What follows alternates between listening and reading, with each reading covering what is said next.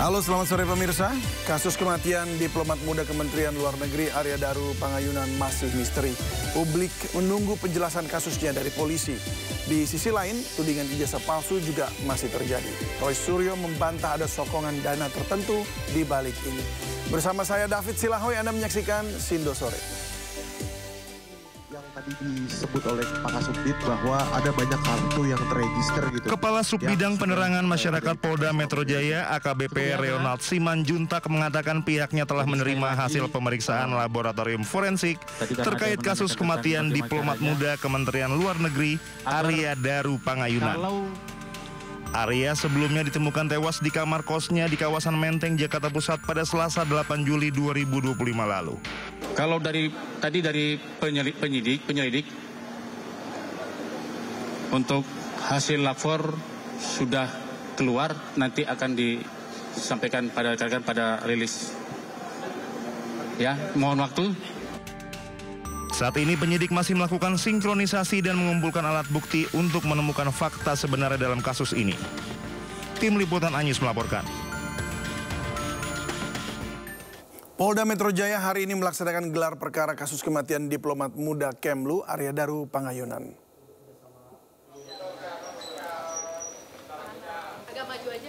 Gelar perkara dilakukan secara tertutup dan dihadiri sejumlah pihak termasuk Kompolnas, Komnas HAM, saksi ahli serta keluarga.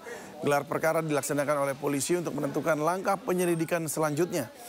Sebelumnya sejumlah barang bukti telah disita penyelidik, diantaranya barang pribadi milik korban, rekaman CCTV, serta barang bukti lainnya. Polisi juga telah menerima hasil uji laboratorium forensik terkait kasus kematian Arya Daru. Namun polisi masih mencari ponsel milik korban.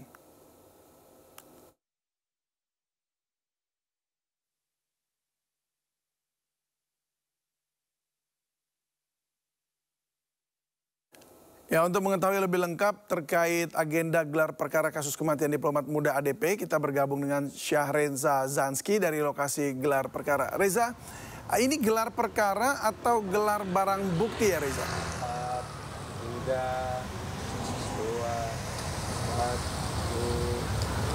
Ya, baik David dan juga pemirsa, hari ini untuk gelar perkara kasus tewasnya diplomat muda yang tewas secara misterius ini gelar perkaranya ditunda ya. Nanti akan dilakukan gelar perkara pada esok hari. Informasi yang kami terima akan dilaksanakan pada pagi hari tentunya. Kami masih menunggu detail jam berapa gelar perkara akan dilakukan secara besok, namun bisa dipastikan untuk hari ini batal. Namun terlepas dari itu David, memang ada beberapa fakta-fakta baru yang terungkap dalam penyelidikan pada kali ini oleh pihak kepolisian. Bahwasanya pihak polisi sudah mengantongi isi chat diplomat Kemlu yang ditemukan tewas dengan wajah terlilit lakban begitu, di mana isi chat tersebut merupakan hasil chat dari sang istri dan juga rekan kerjanya, dan ada beberapa fakta lagi juga David, bahwasanya korban yang tewas berinisial ADP ini sempat berjalan-jalan ke suatu mal di kawasan Jakarta Pusat bersama rekan kerjanya, dan dilanjutkan dengan temuan dari rekaman CCTV di mana ADP sempat ditemukan berada di lokasi rooftop gedung Kementerian Luar Negeri, berdiam diri selama 1,5 jam tentunya, dan meninggalkan beberapa tas ransel, dan beberapa yang ditemukan tas ransel tersebut berisi obat-obatan hingga rekaman medis. Dan terlepas dari itu David, kami masih menunggu apa hasil daripada bukti-bukti yang sudah dikumpulkan, kendati ya bukti yang dikumpulkan adalah CCTV dan juga barang-barang pribadi. Namun bisa dipastikan untuk gelar perkara pada hari ini ditunda tentunya. Sekilas David mengenai kasus ini, di mana ADP ini ditemukan tewas dengan kondisi wajah terlilit lakban begitu pada 8 Juli lalu. Tentunya dari hasil pemeriksaan sementara, polisi tidak menemukan adanya tanda-tanda kekerasan pada jasad korban, dan polisi juga tidak menemukan adanya indikasi pembunuhan dalam kasus ini, dan proses kepastian penyebab kematian korban ini masih menunggu hasil otopsi, dan saat ini proses penyelidikan terkait penyebab kematian tersebut ini masih dilakukan oleh pihak kepolisian. Namun bisa dipastikan hari ini untuk gelar perkaranya ditunda, akan dilaksanakan pada esok hari, pada pagi hari tentunya. Kami masih menunggu detail waktunya jam berapa, namun bisa dipastikan gelar perkara hari ini ditunda. David, kembali ke Anda. Baik, terima kasih Syahreza atas laporannya. Kita nantikan gelar perkara yang pada esok hari. Selamat bertugas kembali. Ya, sementara itu polisi masih mencari ponsel milik diplomat Kemlu Arya Daru Pangayunan. Pengungkapan isi ponsel seharusnya bisa menjadi petunjuk jejak digital Arya Daru Pangayunan sebelum meninggal dunia. Kabid Humas Polda Metro Jaya Kombes Ade Arisyam Indradi mengatakan ponsel milik diplomat Kemlu Arya Daru Pangayunan belum ditemukan penyidik hingga saat ini. Penyidik telah memeriksa sejumlah lokasi seperti kamar indekos, kantor Kemlu maupun pusat perbelanjaan, namun ponsel tersebut belum berhasil ditemukan. Pengungkapan isi ponsel diharapkan bisa menjadi petunjuk jejak digital Arya Daru sebelum meninggal dunia. Belum. Tadi kami sampaikan kami tidak menemui hambatan dalam proses ini. Ya. Baik, untuk membahas perkembangan kasus kematian misterius diplomat muda Kemlu Arya Daru Pangayunan yang ternyata gelar perkaranya ditunda pada hari ini, tadi polisi hanya menjabarkan sejumlah barang bukti. Kita bahas bersama Profesor Adrianus Meliala. Selamat sore, Prof. Selamat sore, Mas. Selamat sore, Pak Yusuf. Ya, terima kasih sudah hadir dan hadir pula Komisioner Kompolnas Yusuf Warsim. Selamat sore, Pak Yusuf Warsim. Selamat sore, Bung David. Selamat sore, Prof. Selamat sore. Baik, terima kasih sudah hadir bersama kami di Sindo Sore. Saya mau ke Pak Yusuf Warsim dulu. Pak, ini polisi katanya tadi kan mau melakukan gelar perkara. Ternyata jadinya gelar barang bukti kalau nggak salah. Benar demikian? Apabila berpatok undangan, bukan gelar perkara sebenarnya yang kita terima. Masih evaluasi. Masih evaluasi. Evaluasi jadi, apa itu, Pak? Ya, itu dari sisi undangan ini memang tidak juga jangan terburu-buru menyimpulkan apabila kesimpulan hasil penyelidikannya itu masih mengundang pertanyaan. Dan kami sendiri masih terus mendalami fakta-fakta yang harus terus diungkap, digali oleh penyelidik. Misal sejauh ini yang baru kita pastikan, yang itu sudah kita pertanyakan, keberadaan ponsel korban almarhum. Ini kan baru didapatkan informasi hasil yang ini bisa dipastikan bahwa handphone almarhum itu tidak ada di TKP, diduga sudah tidak ada atau memang ada pada saat sesuai penjelasan istri pada pukul 21 tanggal 7 Juli off, tidak bisa dihubungin. Nah, itu dari kemarin itu sudah kami menjadikan perhatian kepada tim pun yang turun agar soal handphone ini harus benar punya kepastian hilang, dihilangkan atau dirusak. Karena itu sangat penting yang melekat pada informasi dan data-data terkait dengan almarhum. Nah, yang kedua terkait dengan yang kami dalami rangkaian waktu dari pukul 21 yang sudah off, tidak bisa lagi terhubung dari pihak istri. Nah, kemudian setelah ada rekaman CCTV yang sudah beredar membuang sampah, yang membawa keras plastik kresek, terus kembali ke kamar itu. Nah, baru ini yang baru kita lihat itu perlu dipastikan memang kunci slot ada di dalam, yang itu bisa dikunci dari dalam, bisa dipastikan kemungkinan orang lain apabila posisinya terkunci seperti itu akan sulit. Tapi rekaman CCTV menjelaskan, itu kita analisa terus, kita dalami terus bahwa penjaga kos bisa membuka jendela. Artinya jendela itu bisa dibuka apabila ada orang lain yang bukan korban almarhum masuk ke dalam, itu bisa terjadi melalui jendela. Di sini kita analisis mengapa seolah-olah begitu mudah penjaga kos membuka pintu jendela itu. Artinya ya itu karena penjaga kos. Ya kan, kalau penjaga kos sudah paham setiap kamar kos bagaimana bentuk kunci, bagaimana kunci jendela itu sudah paham. Oleh karena itu kita analogikan apabila ada orang yang sudah berada di sudah tahu tentang kamar kos itu, artinya bisa mengetahui cara membukanya. Kita ini menganalisisnya ya Bung David, cara membuka jendela itu sudah tahu. bagaimana mengkaitkan dengan obeng. Artinya bagi yang sudah tahu cara membukanya, bisa kan diduga itu bisa masuk ke dalam kamar, membuka jendela, ataupun mengunci pintu slot dan sebagainya. Ini kami jadikan analisis untuk bisa didalami, untuk benar-benar dipastikan ada orang lain selain daripada korban yang bisa masuk ke dalam kamar kos itu apabila bukan dari pintu. Atau sebaliknya, sebenarnya akses utama masuk ke dalam kamar itu adalah melalui pintu yang kemungkinan pintu itu bisa diakses oleh orang lain. Kan ini harus digali terus fakta-fakta ini, sehingga ujung daripada penggalian ini memang benar tidak bisa ada orang lain lagi, memang tidak ada orang lain, meskipun hasil laboratorium forensik hanya ada sidik jari korban.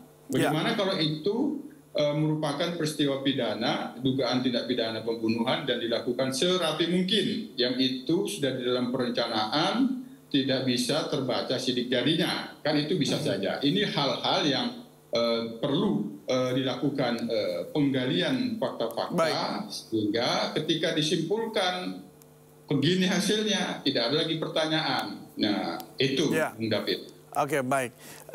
Ini memang tadi dua hal yang disampaikan ya oleh Pak Yusuf Warsim. Yang pertama adalah soal ponsel yang hilang, lalu kemudian juga mengenai pintu yang terbuka, lalu ada CCTV di situ, apa yang mudah terbuka. Nah, saya ke Prof. Adrianus. Prof, kalau Anda melihat dua hal ini, mungkin kita yang pertama dulu soal handphone yang hilang. Itu apakah menurut Anda ini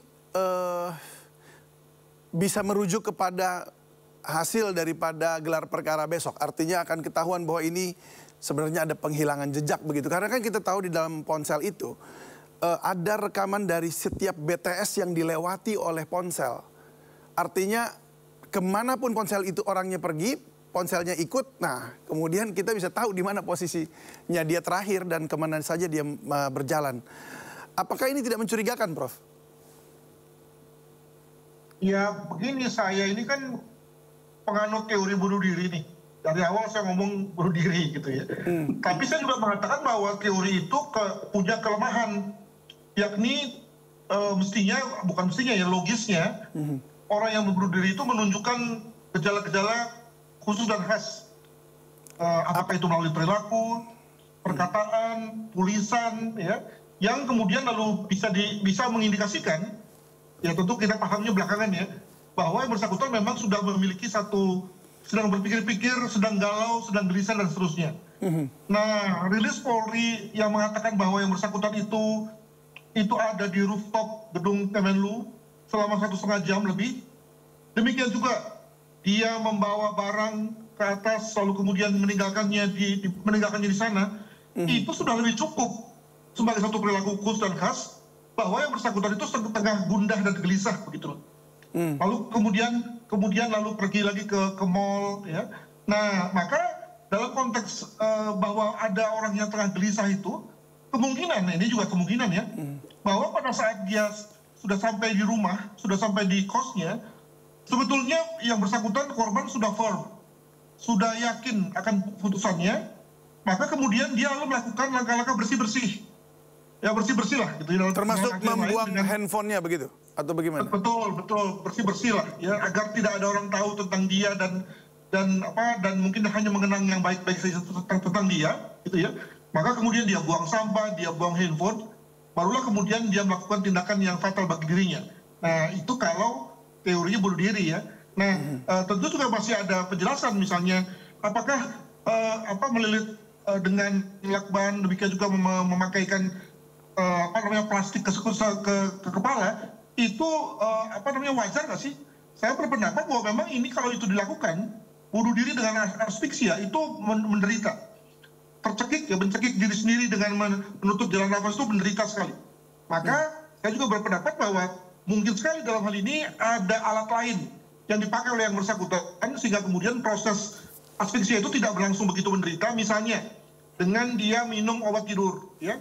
Mungkin itulah yang kemudian dikejar oleh polisi. Makanya lalu kemudian perlu dilakukan pemeriksaan laboratorium terhadap organ dalamnya. Sehingga kemudian lalu ini bunuh diri dengan asfiksia dengan bantuan obat tidur. Mungkin begitu.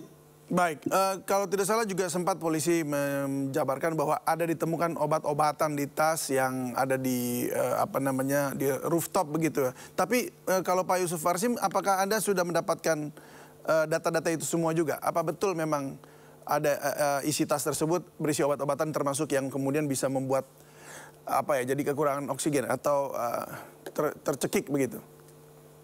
Yang pasti semuanya itu kan tidak perlu lagi melihat itu hasil otopsi dengan tujuan tertentu pada toksologi. Apakah ada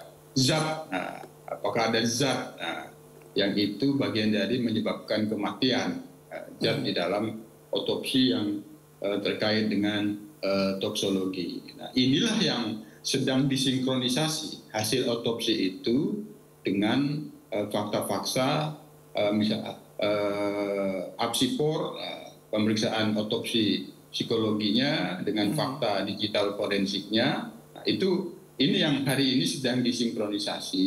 Nah, namun dari apa yang sementara bisa saya lihat sinkronisasi ini, saya tetap memberikan saran untuk tidak terburu-buru. Baik, tapi apa saja isi tasnya itu?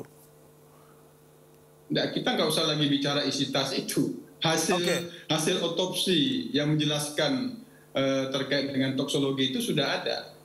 Ada. Baik. Jadi, baik. Itu menjadi patokannya. Patokannya dari situ aja. Apakah ada zat yang mematikan atau tidak ya? Ya. Nah, baik. Itu yang disinkronisasi di dalam evaluasi pemeriksaan ini. Sehingga dari hasil sementara ini, saya berpendirian menyarankan kepada penyelidik untuk tidak terburu-buru mengambil kesimpulan termasuk apa yang dianut oleh Prof. Adrianus tadi. Apa itu? Ketika itu nanti disimpulkan bunuh diri, akan banyak pertanyaan nanti apabila fakta-faktanya belum bisa menjawab pertanyaan-pertanyaan yang akan muncul.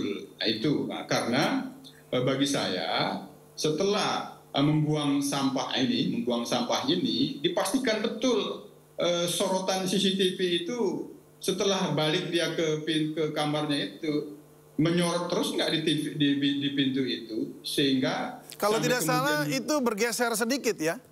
Nah, kenapa bisa bergeser? Apakah bisa di remote? Kan itu harus dipastikan. Faktanya harus bisa menjelaskan itu. Apakah ada orang lain bisa mengakses? Misal itu sistem CCTV-nya itu menggunakan aplikasi handphone. Masalah handphone yang bersangkutan ini kan tidak ditemukan, belum ditemukan. Apakah di dalam handphone korban ada aplikasi yang bisa melihat CCTV, mengupdate CCTV, termasuk bisa menggeser posisi kamera yang bisa tidak memposisikan ke depan pintu tapi ke depan lain. Fakta-fakta ini perlu digali untuk menjelaskan, memastikan tidak ada orang lain yang masuk di dalam kamar selain daripada korban, meskipun hasil laboratorium forensik sidik jari tidak ada selain daripada sidik jari korban. Baik, jadi Kompolnas ada masih membuka kemungkinan bahwa ini adalah pembunuhan begitu ya?